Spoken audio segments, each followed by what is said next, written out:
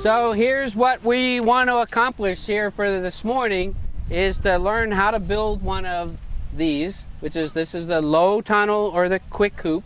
And what we're going to see is a couple of components here. So you have the sandbags that are holding it down. All right, so there's really nothing complicated about holding down the materials. It's all going to be based on sandbags. And then when you want to get in, you just lift these out of the way, which you're not going to be going in and out all that often other than to harvest and check on things.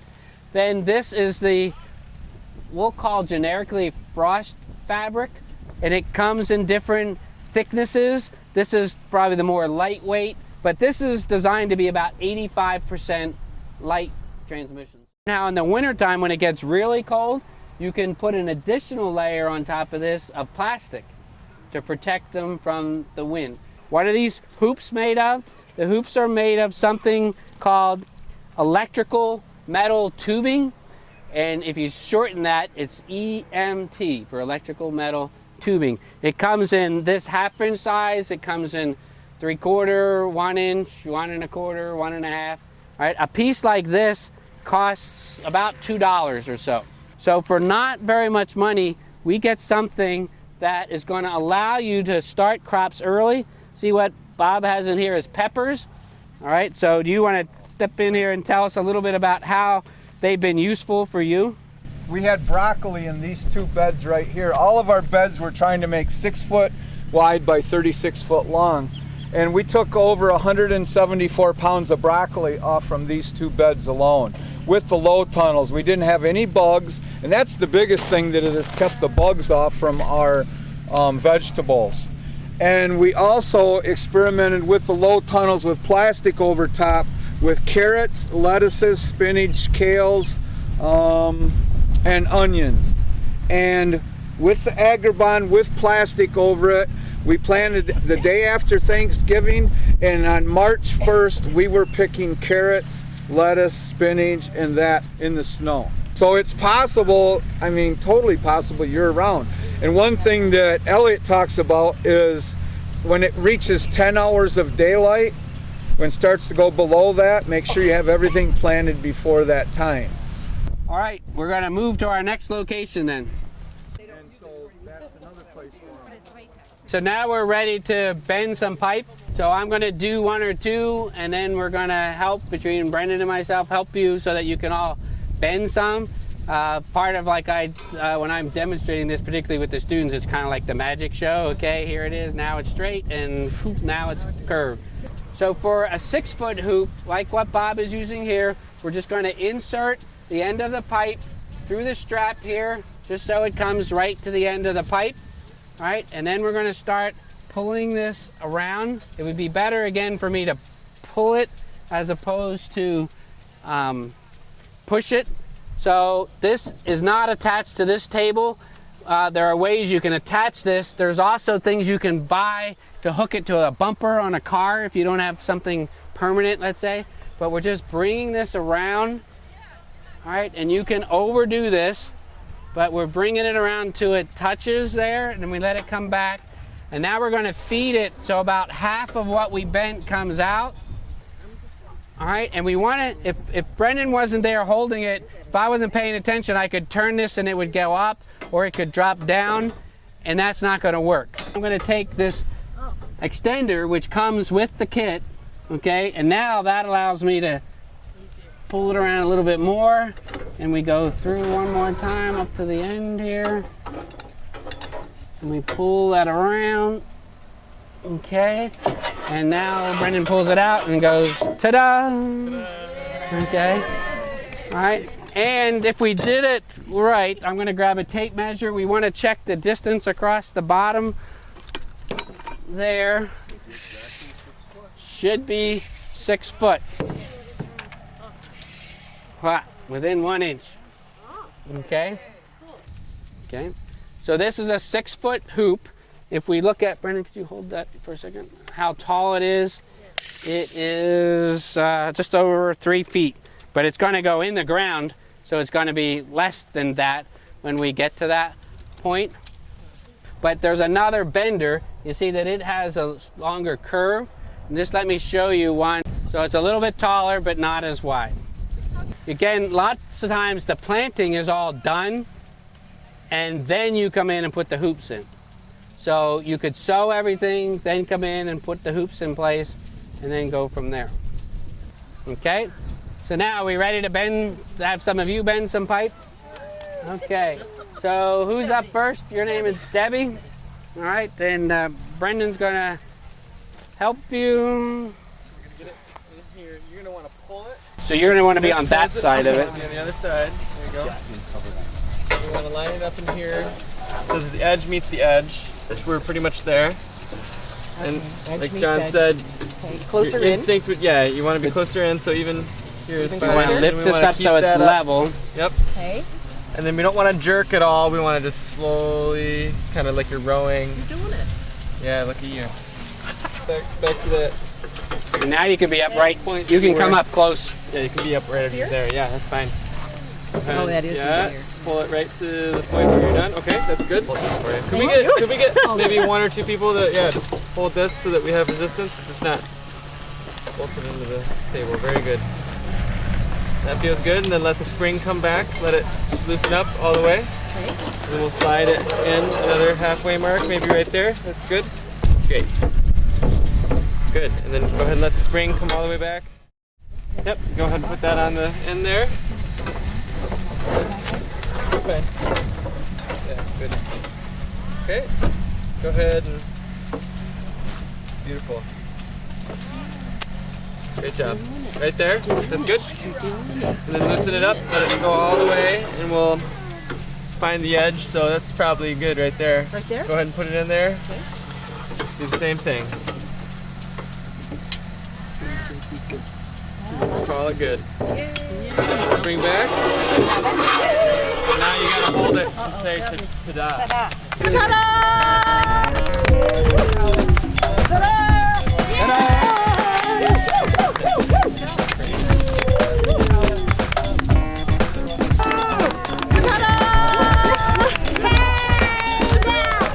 I want to show you what we do with the hoops next. Some of you grab a hoop and bring it over. All right, so if you would come and maybe line up down here along this edge, would be a good place to be where you can see. Okay, so now that we've got hoops, we want to think about where we're going to position them. And in some cases, your gardens may already be in place. And things, when we're building a hoop house, they have to be square. If they're not square, they're not going to work. So we're going to talk a little bit about how do we make it square. Right? If I want to be more exact now, when I go to do the hoops, I can measure, right, with the tape measure, get my, oh, look at that, my pace. that is within 1/8 of an inch or so, all right? I also have my hoops, so I could, if I didn't have a tape measure, right, we're being efficient, I could just take my hoop and put it there and put my stakes there.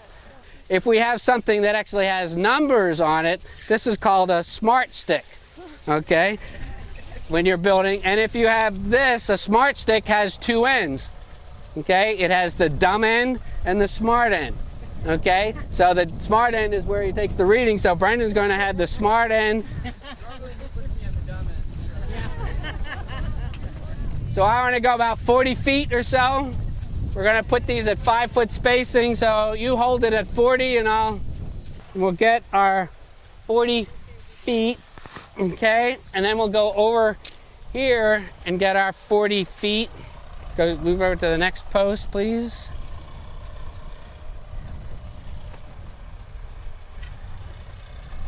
Okay, so there's our 40 feet. And then I can check here. So there's our 6 feet. So is that a nice square rectangle? Somebody's saying there, I checked the diagonals. Okay, so Brendan, then I'll hold this and he'll tell me what reading he gets there. Okay, 40 feet, 8 inches. Okay, now we check the other one. And as long as this is close, we'll be pretty square. Okay, so what we need to do is we need to make this direction longer, that direction shorter. Okay, so the way we do that, these have to stay 6 feet we have to slide this end over that way. All right, what do you have now? 40 feet, 5 inches. If you're within an inch, that's pretty much good enough. So now what we need to do is basically on the ends and on every 5 foot, we need to push in, we need to put these in place, which, so what would we be here, 35? I shouldn't just take that from you. If you would help me, please, and come on over. We'll go, right, see where 35 is there? All right, now I'm gonna go 35 here. All right, and we may get lucky and be able to push these down, but probably not that far. Okay, so they went in. The question is that good enough? And what you need to do then is, if you need to do something better, is something stronger that you can really push on. So I made this up yesterday or the day before. This is a stronger pipe to push down on. Okay, and I might be able to, in some ground that might work if I do that. See? Right, then it goes, and now I can wiggle that around a little bit, and I'm going to have my hole, and it would probably be helpful if I was, next modification I need, and this is a piece of tape.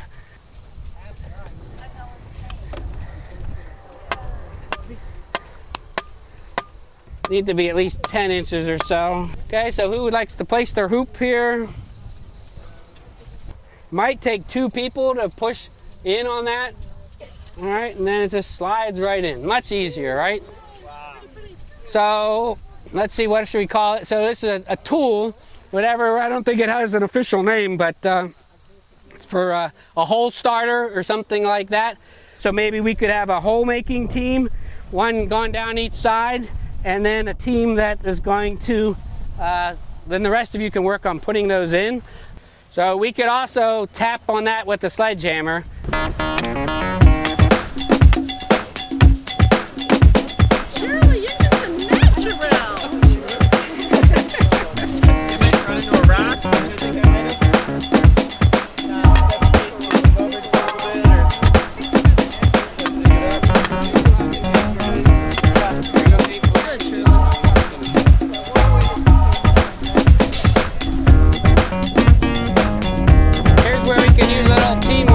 You're done putting in your hoops, we can see what we got here. Some fabric to put on it. Okay, this is enough. We come in here, you know, that this will be the end here, and if you want to just step on it, that might be for the short term there. You could potentially come in and just throw soil on it. It'll hold it down. Now, the folks that I work with in Detroit, you know, have very little resources to invest. They were using the plastic bags that you get at the grocery store. Okay, so 2 of those is pretty strong. I did that, and by April they were starting to crack up and break into a lot of pieces. So they're not going to work very good in the summer. The other thing is what do you put in the bag? You know, do you have to buy sand? And here again, I think there's going to be advantages to might you invest in sand. In Detroit, what they had at many of the community gardens was piles of compost. So they just put compost in the bags. And on the plus side, in the spring, when you start to take this off, and you know, the bags are starting to break down, I just took the compost bag and rip it open and throw the compost on the garden. So you've double dutied, you got your compost to the garden. I shared that idea with the folks in Johnny's, and they said that they've tried soil and compost, but it's typically not heavy enough, and that they found that the sand is heavier and gives better holding. Okay, on the one in the boxes, they put a purlin on a bar down the middle. All right, so it's a bar that would run perpendicular to this, and it would keep these from rocking back and forth. But these are not rocking back and forth. They don't have that much stress on them. Some people experimented. You could take a piece of cloth strapping or woven strapping and just stick it in the ground here, wrap it around this, move it there, wrap it around that, and that too would give you a little more stable top piece. If you're having a lot of trouble with the snow collapsing things, then you might want to shift to that. 5 feet is what Johnny's has recommended, but some people where there's more snow load are going to just 4 feet. You're not going to increase your cost that much by going to 4 feet, because these are only about $2 a piece. So it's going to be worth it to put it closer if that is what you need. So we're not saying that this is a science yet. I think it's more of an art that we're trying to develop. And as Vicki said, in a year or two, we're going to come around and visit all your gardens, and you're going to be teaching us about what you learned, about what worked and what didn't. Or just like earlier you were being asked to give written reports, you know, you can say, I went to that workshop and Biernbaum told us how to use these quick coops and they didn't work with a darn, and I'll never do that again. You know, or, you know, it worked, but this, I did this differently and that worked better. Or, you know, now I got crops to sell in March, where before I didn't have crops to sell in June. So you'll be able to tell your story about this. This is a new story, right? We said this, what's the old story? The old story is we only garden in the summer, all right? And we only have fresh fruit and vegetables in Michigan in the summer. What's the new story?